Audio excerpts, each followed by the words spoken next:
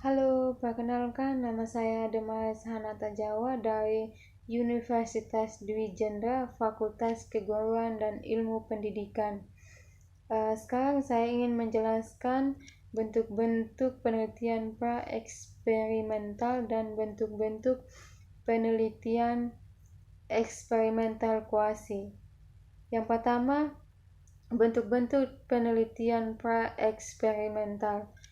Penelitian pra-eksperimental adalah rancangan penelitian yang belum dikategorikan sebagai eksperimen sungguhan. Bentuk-bentuk dari pra-eksperimental adalah yang pertama, one-shot case study. Perlakuan diberikan pada penelitian ini diberikan pada suatu kelompok sehingga tidak ada kelompok sebagai perbandingan dari kelompok eksperimen. Perlakuan diberikan dan selanjutnya diobservasi hasilnya dengan melaksanakan post-test atau perlakuan adalah variabel bebas dan hasilnya adalah variabel terkait. Untuk memudahkan paradigma dari penelitian ini dapat digambarkan seperti ini. X dan 0. X adalah treatment yang diberikan atau yang disebut variabel bebas, dan 0 adalah observasi atau variabel terkait. Contohnya, pengaruh pembelajaran tekstual berbantuan media gambar terhadap motivasi dan hasil belajar. Terdapat kelompok murid yang menggunakan pembelajaran kontekstual berbantuan media gambar. Pengaruh tersebut diukur dengan membandingkan motivasi dan membandingkan setelah menggunakan motivasi berbantuan media gambar dan sebelum menggunakan pembelajaran kontekstual berbantuan media gambar. Dan yang kedua adalah one group pre-test post-test. Penelitian ini sebelumnya diberikan pre-test kepada kelompok yang diberikan perlakuan atau treatment. Setelah selesai perlakuan, peneliti memberikan post-test. Besarnya pengaruh perlakuan dapat diketahui secara akurat dengan cara membandingkan antara hasil pre-test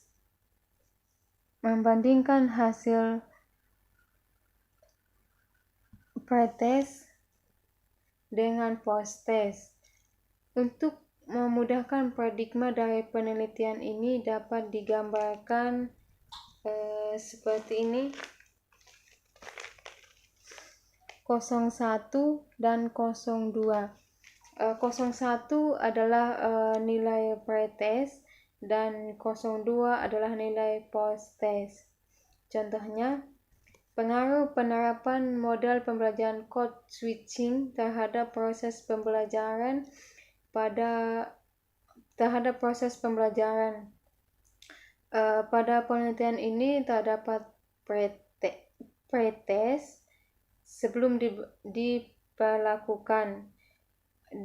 perlakuan dan perlakuan berupa pembelajaran code switching. Setelah itu diberikan perlakuan, diadakan post-test. Dan yang ketiga adalah intake group comparison. Dalam metode penelitian ini ada satu kelompok yang diteliti, tetapi kelompok tersebut dibagi menjadi dua. Setelah kelompok pertama disebut kelompok eksperimen karena menerima perlakuan, sedangkan setengah kelompok tersebut disebut kelompok kontrol karena tidak diberikan perlakuan. Untuk memudahkan paradigma dari penelitian ini dapat digambarkan Seperti ini X0102. 01 adalah hasil pengukuran setengah kelompok yang mendapat perlakuan, sedangkan 02 adalah setengah kelompok yang tidak mendapatkan perlakuan. Pengaruh perlakuan adalah 01/02. Contohnya, pengaruh penggunaan metode code switching dalam proses belajar mengajar bahasa Inggris di SMP kelas 7. Terdapat 2 kelas yang dapat pelajaran pendidikan bahasa Inggris. Kelas yang satu diberikan pembelajaran menggunakan code switching dan kelas yang lain diberikan pembelajaran seperti biasa tanpa code switching. Dalam kurun waktu tertentu, kemampuan belajar siswa dapat diukur. Dan yang kedua adalah bentuk-bentuk penelitian eksperimental kuasi. Bentuk-bentuk dari penelitian eksperimental kuasi ada 2. Yang pertama, time series design, dan yang kedua, non-equivalent control group design.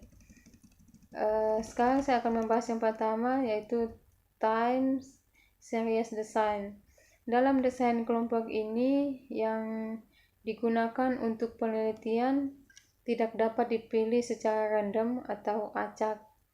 Contohnya, sebelum diberikan perlakuan, kelompok diberikan pretest sampai 4 kali dengan maksud untuk mengetahui kestabilan dan kejelasan dalam kelompok sebelum diberi perlakuan.